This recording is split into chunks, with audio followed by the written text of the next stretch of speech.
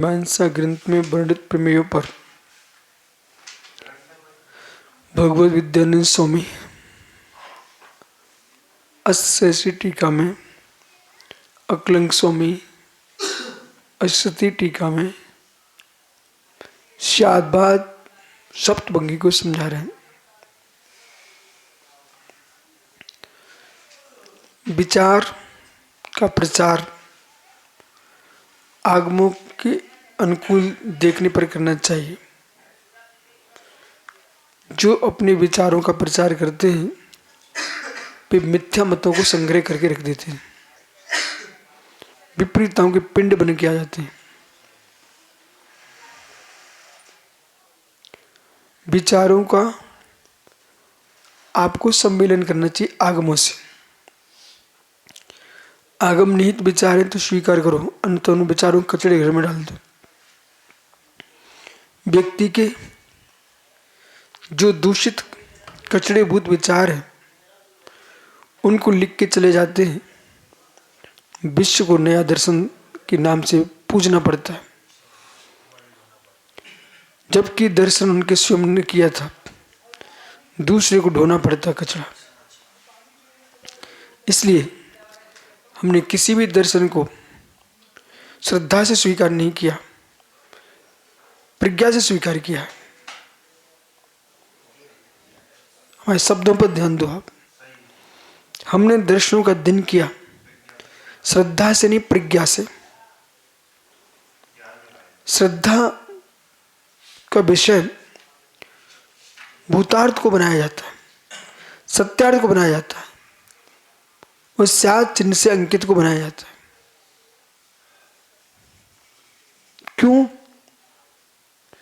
समन्त पद्य स्वामी ने कहा कि प्रभु आपके वचन शादबाद चित्त दूषित के लिए अपत्यकारी है। शादबाद से जिनका चित्त दूषित है उनके लिए शादबाद अपत्यकारी है। ऐसा समन्त पद्य स्वामी ने शंभु स्तोत्र में कहा हुआ है। आप बता सकते हैं कौन से तीर्थंकर स्तोत्र में किया गया? अपत्य वित्तोत्तर।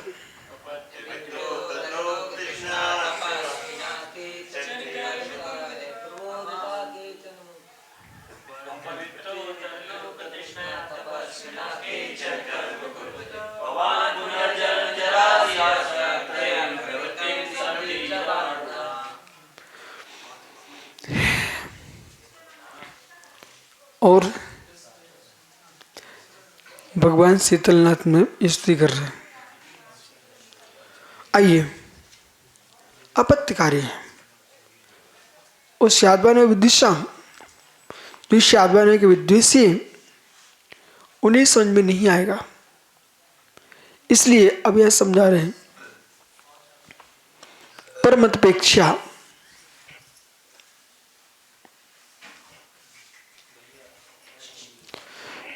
सब समझने के उपरांत भी वही कर रहे लोग।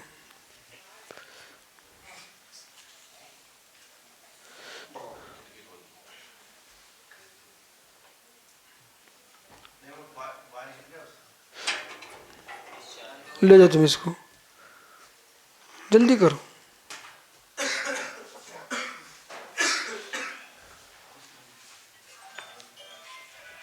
परमतपेक्षा तो सत सामान्य अन्वय आश्रितम सद्वक्तव्य। कल आपने पढ़ा था अन्वय रूप से सत्य अवक्तव्यमेव। तो सत्य अवक्तव्यमेव जिनका मत है तो वो क्या बोलते हैं? सत्य अवक्तव्यमेव। सत्य सामान्य रूप से, अन्वय रूप से, अवक्तव्यमेव वस्तु अवस्तव, ऐसे एकांत कथन है। और सब अवक्तव्य वस्तु भवति किम कृत्वा आश्रितम किम द्रव्यम। किसका आश्रय करके? द्रव्य का आश्रय करके। किम विशिष्टम, किस विषय? व्यस्तम सामान्य इत्यर्थ। सामान्य रूप से किम भूतम सत विद्यमान भूय विद्यमान हो किम भूतम अन्वय इति योज्यम। अन्वय रूप से जो ग्रहण कर रहे हैं उनके लिए कह रहे हैं ये एकांत से सांख मत एकांत। ये किसका एकांत है? इस सांख मत का एकांत है। वस्तु सत्य ही है। अब सुनिए क्या बोलते हैं, सत्यवाद और सत्कार्यवाद। होगी नहीं तो उत्पन्न कैसे होगी? तो ये इनका सोच है, इनका विचार है। एक बार मस्तिष्क में चढ़ गया, अरे हाँ होगी नहीं तो उत्पन्न कैसे होगी? मिट्टी में घट होगा तभी तो उत्पन्न होगा, जब हो गई नहीं तो कैसे उठ सकता है? उसमें अंदर था तभी तो प्रकट हुआ। सत एकांत, सत्कार्यवाद। कैसे? मिट्टी में घट होगा तभी घट बनेगा, घट नहीं हो तो कैसे बन सकता है? इसलिए कोई कारण नहीं बनता है, कार्य होता है। कारण नहीं होता, कार्य होता है। ऐसी मान्यता है उनसे समझना। कल आप यही सुन रहे थे, सत्यकार्यवाद। सत्यकार्यवाद तो जो सत्कार है, तब जैन दर्शन ने क्या कहा, युगोपादान योगे ने दृष्टा शुणता मता द्रव्यादि सह संपत्ता आत्मता मता। योग्य उपादान है, उपादान की योग्यता होना मात्र कार्य नहीं है। वो उपादान की योग्यता होना मात्र कार्य है। फिर आप ईश्वर भक्ति क्यों कर रहे हो? क्या चाहते आप?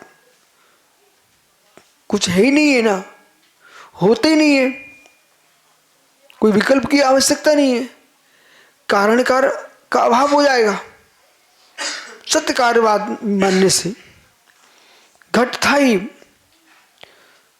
ही नहीं। योग्यता सत, शक्ति सत नहीं होती। मैं जैन बोलता हूं, योग्यता है, शक्ति सत नहीं है। एक नवजात कन्या स्त्री है वेद अपेक्षा, पर वह मां नहीं है। वो मां हो ही जाएगी, संतान जन्म देगी, ये भी नियत नहीं है। उसकी शादी नहीं हुई, शादी भी हो गई, अथवा शादी हुई पति का वियोग हो गया, शीलवंती थी उसने दूसरी शादी नहीं की। शीलवंती नारियां पति के वियोग पर दूसरी शादी नहीं करती। कुलवंती कन्या जीवन संयम से जीती है पर शादी नहीं करती। अब उसने शादी नहीं की तो आपने जन्म लेती, आपने कहा था पुत्रवती है, कहां होगी पुत्रवती? ऐसे ही तो मिट्टी में घट देख रहे हो, कुंभकार ही नहीं मिला, चकाचीबर ही नहीं हुआ, पानी ही नहीं मिला, कहां से घट बन गया? तदेतन मूल हेतु साथ कारणम से कार्यक्रम यदि बाह्यम देश का तपस्या बहिरंगकम। इस सूत्र को ध्यान रखना चाहिए। अकलंक स्वामी ने इसलिए लिखा है, शक्ति को सत नहीं कह सकते। पहले प्रश्न का ध्यान रखो। शक्ति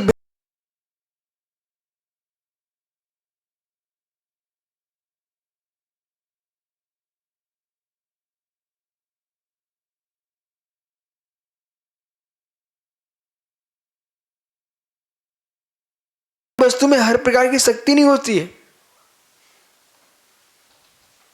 यह ध्यान रखना चाहिए आपको। सोने के डली में ही स्वर्ण आभूषण की शक्ति है, न कि लोहे में स्वर्ण की शक्ति है। जो धातु जैसी उसमें वो शक्ति होगी, पर उसमें सोने की डली में कौन सा आभूषण बना रखा हुआ है उसके अंदर, वो प्रकट नहीं है। जब स्वर्णकार बनाएगा तब प्रकट होगा। इसी प्रकार से हमारा परमात्म अवस्था है, हमारा शक्ति रूप है। यहां पंडित राकेश के भक्तों से मेरा यही कहना है, तुम सांख्य में प्रवेश कर चुके हो, तुम सांख्य में चले गए हो। और सुनते जाना, ये अभव्य को ला करके विपरीत सिद्धि करना चाह रहे हैं। इनका चित्त दूषित हो चुका है। बालक समुचित सागर, अभव्य में शक्ति है, अपेक्षा लगाइए क्यों? क्योंकि उसके 8 कर्मों का बंध है। वो 8 कर्मों का आवरण जो है ना, आवरण वस्तु पर तो वस्तु पर नहीं होता है, पर वो आवृत आवरण कभी हटेगा नहीं, इसलिए अपेक्षा से वो व्यक्त नहीं होगा। भव्य के अंदर शक्ति है, सत्य नहीं है।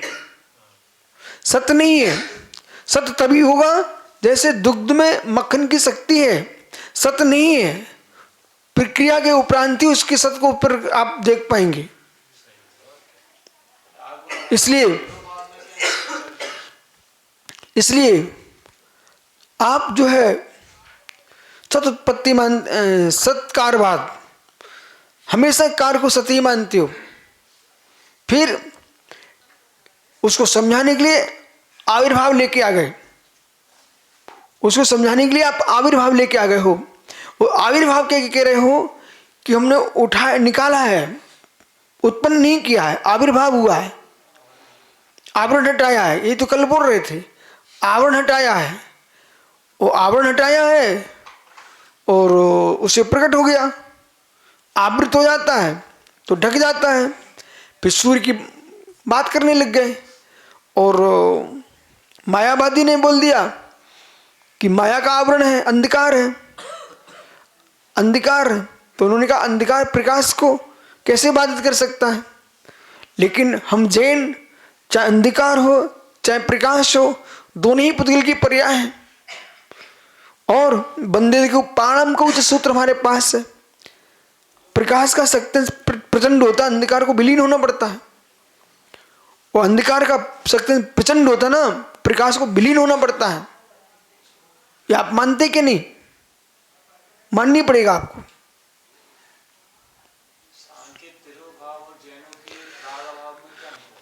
क्या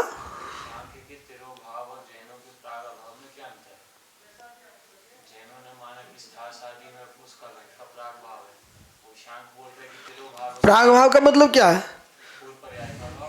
पूर्व पर्याय का अभाव। हम तो अभाव मान रहे हैं ना, वे अभाव नहीं मान रहे ना। त्रोभाव का अभाव अर्थ नहीं है, त्रोभाव नहीं उत्पन्न होना। त्रोभाव का मतलब ढका रहना, विलीन हो जाना। ठीक है, उन्हें अपने कार्य पर आवरण मान लिया है, ठीक है, और प्रादुर्भाव से उत्पन्न मान लिया है। हमारा प्रागभाव, प्रध्वंस, अन्वंत भाव, ये उन अन्य दर्शनों ने चारों भाव माने हैं, पर चारों भाव की जो परिभाषाएं की वो विपरीत की है। अभी आपने अष्ट सहस्त्री में क्यों लंबे समय से सहज चल रही है? आपके आने के पहले ये, आपके आने के पहले विषय निकल चुका है, जब आप संघ में नहीं आए थे। ठीक है भाई, घड़ी देखते रहना, तुम्हारे सिर के पीछे है।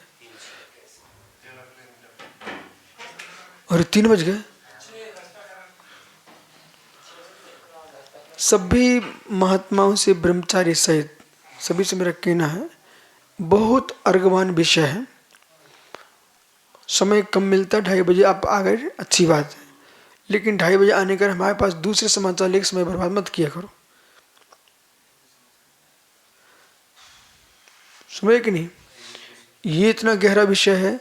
अभी आपको मालूम है पंडित जी, दार्शनिक पक्ष विश्व में अभी नाश नहीं हुआ है, जीवित है, और सभी लोग अपने हिसाब से समझ रहे हैं।